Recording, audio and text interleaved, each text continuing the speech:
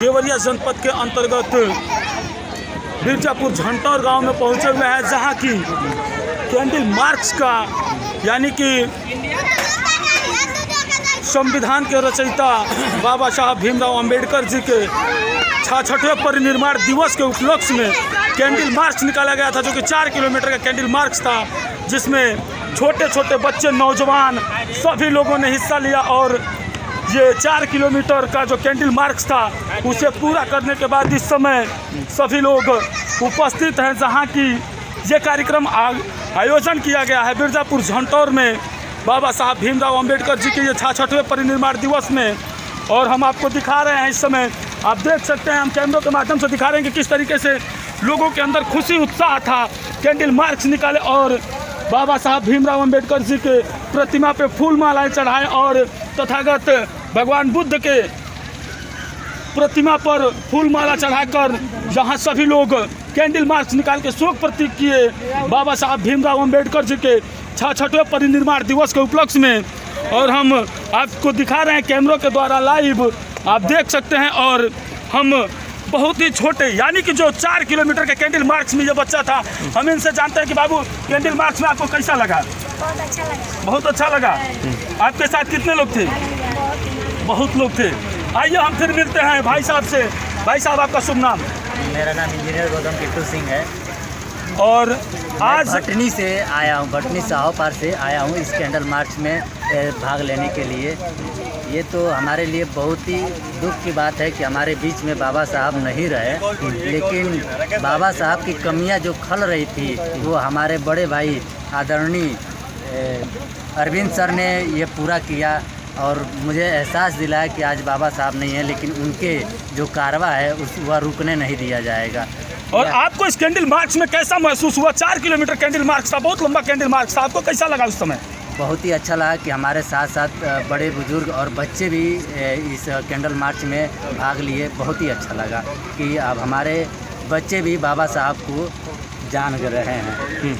सभी छोटे छोटे बच्चों के जुबान से एक ही शब्द आ रहा था कि बाबा साहब अमर रहे। लेकिन आइए हम आपको तस्वीरें दिखा रहे हैं, जहाँ की बाबा साहब के प्रतिमा पे फूल माला चढ़ाया जा रहा है।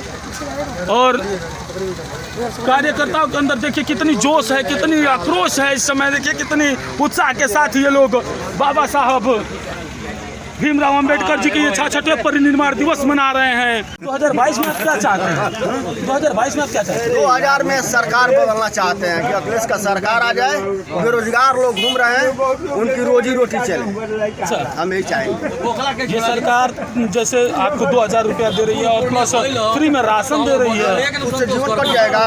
ये बताइए। उससे उसका बाल बच्चा पढ़ लेगा, लिख लेगा, अपने बाल बच्चों को ब्याह शादी कर लेगा। तो आप क्या कहना चाहते हैं कि सरकार हवाई काम कर रही है? सरकार हवा में ना कर रही है तो क्या कर रही है?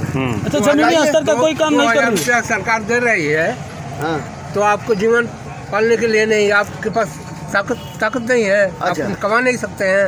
2000 रुपया दे रही है, वो किस लिए? आपको भूखा न रहना पड़े। अच्छा जी, आप जीवन कट जाएगा? नहीं, अगर काम नहीं मिलेगा तो कहाँ खटेंगे? अगर सरकार रहे, अगर सरकार रहे कुछ नहीं दे तो आपका जीवन कट जाएगा। काम नहीं मिल रहा है, तो अभी काम नहीं मिल रहा है आपको। मिल रहा है, कहाँ फैक्ट्री चालू करा रहे हैं? आपके घर है फैक्ट्री? आपके घर है फैक्ट्री? आपके घर है? आपके घर है? ये बताइए, जो फैक्ट्रियाँ बंद हो गई है उसको चलवा दीजिए ना। जो बेरोजगार आकर बैठे हैं वो जाकर कौन सा फैक्ट्री बंद हो गई? मीडिया से अब यही ना बात है। आप जान नहीं रहे तो झूठ मूठ के बोल रहे हैं। आइए हम फिर जानते हैं, कुछ नौजवान भाई हम लोग के बीच हैं, इन लोगों से भी जानेंगे। और चाचा ये बताइए कि 2022 में किनकी सरकार बनेगी? 2022 में किनकी सरकार बनेगी? को बोल रहे हैं। हाँ, कहाँ योगी जी की सरकार में काम नहीं हुआ है? योगी जी की सरकार में काम नहीं हुआ है? काम तो बढ़िया हुआ है। तो फिर मान लीजिए क्यों अखिलेश जी की सरकार? योगी जी की क्या कमी है कि अखिलेश जी की सरकार बनेगी? परिवर्तन जरूरी है। परिवर्तन जरूरी है। आइए मिलते हैं, जानते हैं कुछ नौजवान भाइयों से कि 2022 में किनकी सरकार बन रही है? अखिलेश की।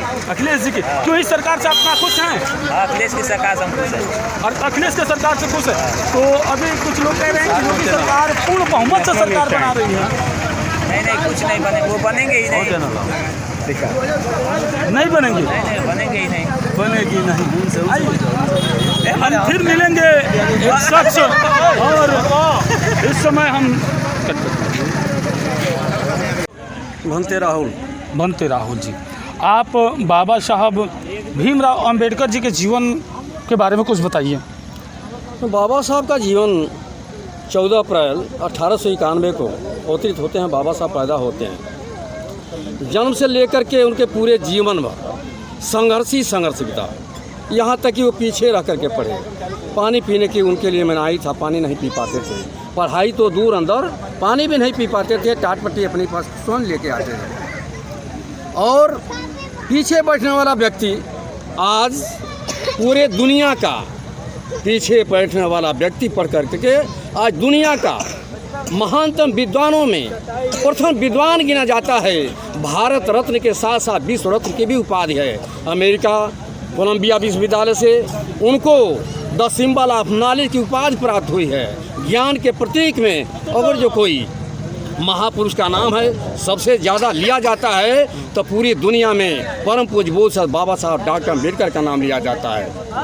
बाबा साहब के पास 32 डिग्रियाँ हुई, बाबा साहब के पास 32 डिग्रियाँ मिली, और इन्होंने अपने अनुभव सारे सारे कठिन संघर्षों को, परिश्रम को झेलते हुए इस मुकाम पर पहुँचे हैं जहाँ पर उन्होंने देश की, दुनिया की सबसे बड़ी लोकतांत्रिक जो व्यवस्था है, जो लोकतांत्रिक व्यवस्था है, भारतीय संविधान है, उन्होंने दुनिया के सारी संविधानों को देख करके समझा। और आज जो है दुनिया के संविधानों में सबसे बड़ा लोकतांत्रिक महाग्रंथ है, और वास्तव में महाग्रंथ की देन है, ये भारतीय संविधान की देन है। हम भारतीय संविधान के अधिकार की जो बात करते हैं वह आज संविधान हमारा नहीं होता, बाबा साहब नहीं होते तो आप जो पहले पूछे हैं यह देश गुलाम पुनः हो जाता। बाबा साहब ये संविधान में अधिकार दिए, बाबा साहब ने जो कुछ देश को दिया, इस देश को, पूरे देश के लोगों को ऋणी होना चाहिए कि वास्तव में दुनिया का जो विद्वान है ये बाबा साहब केवल एक जात के लिए नहीं,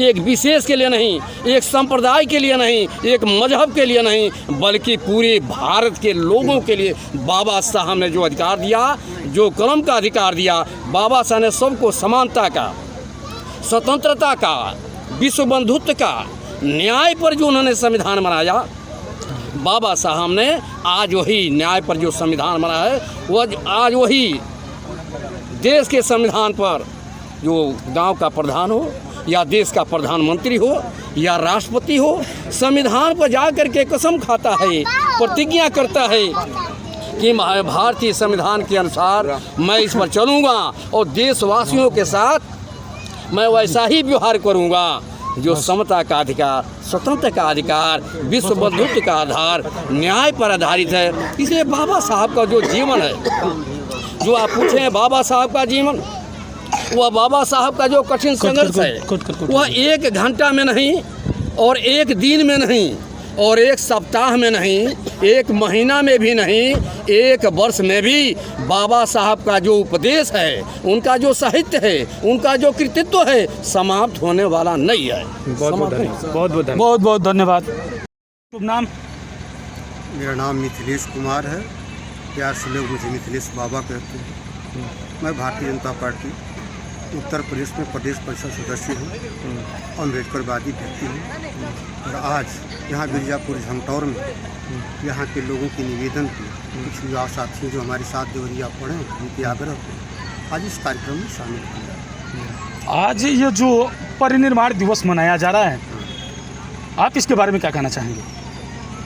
डॉक्टर अम्बेडकर की प्रासंगिकता एक समय, एक पल के लिए, वह जीवन पर्यंत जब तक यह दुनिया है डॉक्टर अम्बेडकर की प्रासंगिकता बनी रहेगी, इसमें कहीं कोई दो राय नहीं है। पहली चीज़। दूसरी चीज़ कि बाबा साहब डॉक्टर अम्बेडकर ने इस देश में पनपने वाली जितनी समस्याएं हैं उसका समाधान अपने माध्यम से उन्होंने दे दिया। उस विषय को कोई माने या न माने, परिस्थितियाँ होती हैं, सरकारें होती हैं, उनकी विचारधाराएँ होती हैं, वो उनकी बात को माने या न माने। जैसे उनकी एक किताब है द पार्टीशन और पाकिस्तान ऑफ इंडिया, उसमें उन्होंने लिखा है जो हिंदू कोड बिल पे जो बात हुई थी सदन में, हिंदू कोड बिल पास नहीं करा पाए बाबा साहब, तो बड़ा दुखी होकर उन्होंने कहा कि मैं इस धर्म में पैदा हुआ, ये मेरे बस की चीज़ नहीं, मैं इस धर्म में मरूंगा नहीं, ये मेरे बस की चीज़ है। उस पर दुनिया भर के जितने धर्म के लोग हैं वो उनके पास आए, तो उन्होंने कहा कि अगर मैंने, उसी किताब में उन्होंने लिखा है कि अगर मैंने इनको ग्रहण किया तो मेरी आस्था का केंद्र भारत न होके मक्का मदीना होगा। अगर मैंने ईसाइयत को धर्म को ग्रहण किया तो मेरी आस्था का केंद्र भारत। मेरा नाम राकेश सिंह रावण, पूर्वांचल सेना जिला अध्यक्ष। और ये कार्यक्रम किस तरीके का आयोजित किया गया है आज ये बाबा साहब के परिनिर्वाण दिवस पे आज ये कार्यक्रम आयोजित किया गया है। इस कार्यक्रम का उद्देश्य क्या है?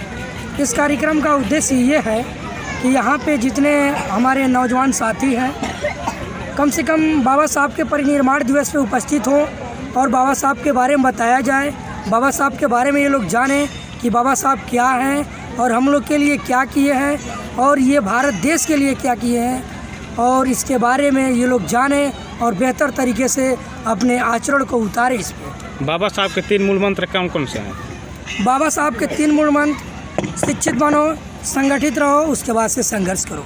उस प्रकार से बाबा साहब का जो ये 3 मंत्र है जी, बाबा साहब के 3 मंत्रों पर समाज में जब संविधान लागू हुआ तब से काम हो रहा है कि नहीं हो रहा है? उस प्रकार का विकास हो रहा है कि नहीं हो पा? संविधान लगने के बावजूद भी जैसे ये कहा जा सकता है कि संविधान कितना हो भी यदि सत्य हो, यदि उसको लागू करने वाले लोग गलत होंगे तो संविधान कतई गलत साबित होगा। और यदि संविधान कितना हो गलत हो, यदि उसको लागू करने वाले लोग सच्चे होंगे तो संविधान कतई साबित होगा सच्चे। अगर इस देश में संविधान नहीं होता तो इस देश का हालात क्या होता? यदि संविधान नहीं होता तो आज हमारे समाज के लोगों को नाली के कीड़े के समान से भी बेहतर समझी जाती है, क्योंकि उस समय, जिस समय संविधान नहीं था, उस समय हमें ना पानी पीने का अधिकार था, ना ज़मीन पे चलने का अधिकार था, ना ज़मीन पे थूकने का अधिकार था, ना हम किसी प्रकार की आज़ादी के साथ जी सकते थे। इस परिस्थिति में यदि वो संविधान नहीं होता तो हमारी जो इस समय व्यवस्था है ये नाली के कीड़े से बेहतर स्थिति होती। एक कुत्ता पानी पी सकता था उस तालाब से, लेकिन हम इंसान होकर के भी उस तालाब से पानी नहीं पी सकते थे। बहुत बहुत धन्यवाद। परिनिर्वाण दिवस, बाबा साहब का 66वां परिनिर्वाण दिवस मनाया जा रहा है, जिसके अध्यक्ष आप हैं, और आप क्या कहना चाहेंगे इस परिनिर्वाण दिवस में? भारत रत्न बोधिसत्व बाबा साहब अम्बेडकर के 65वें परिनिर्वाण दिवस पर हम ये सभा का आयोजन कर रहे हैं, जिसमें दूर दराज से बहुत ढेर सारे नौजवान साथी, बुजुर्ग साथी वीरपुर मिस्र में एकत्र हुए। वहाँ से 4 किलोमीटर की पैदल कैंडल मार्च आई जो यहाँ पे बिरजापुर जंगटौर में संपन्न हुई, और इसके बाद यहाँ से बाबा साहब के कृतित्व पे ढेर सारे वक्ता हैं जो उनके कृतित्व पे, उनके व्यक्तित्व पे, उनके पूरे जीवन के योगदान पे, भारतीय संविधान के योगदान पे चर्चा करेंगे और उनको आम जनमानस को जागरूक करने का काम करेंगे आज के दिन। इस परिनिर्वाण दिवस का जो आप कार्यक्रम रखें, इसका उद्देश्य जनता पे क्या जाएगा?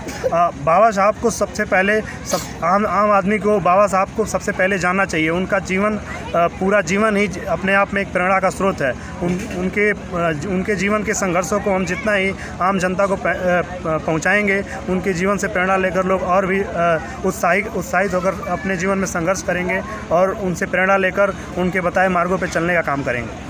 और संविधान के बारे में आप छोटे बच्चों को किस तरीके से संदेश देना चाहेंगे? संविधान को सबसे पहले हम छोटे बच्चों को इसलिए बताना चाहते हैं कि वो उनको ये पता चले कि उनकी अपने राइट्स क्या हैं, उनके अपने अधिकार क्या हैं। उनके राइट टू एजुकेशन है, फ्री में सबको शिक्षा का अधिकार है, राइट टू फूड है, फ्री में सबको खाने का अधिकार है। वो जब उनको संविधान के थ्रू जो प्राप्त है, उनको जब प्राप्त होगा तो उससे वो अपने हक को लेके और भी ज़्यादा बेहतर अपनी ज़िंदगी में बेहतर इंसान बन पाएंगे और इस देश को शक्तिशाली बना पाएंगे, इस देश को महान बना पाएंगे। आपका शुभ नाम? अरविंद कुमार गौतम। पहले जैसे मान लीजिए कि जैसे कुछ लोग ये कहते हैं कि बाबा साहब ने केवल दलितों के नेता हैं, आप इस पर क्या कहना चाहेंगे? भारत का जो संविधान है उसको अगर आप ध्यान से देखेंगे तो पहला जो शुरू है कि भारत के लोग, इसी से पता चलता है कि बाबा साहब की वास्तविक इच्छा क्या थी।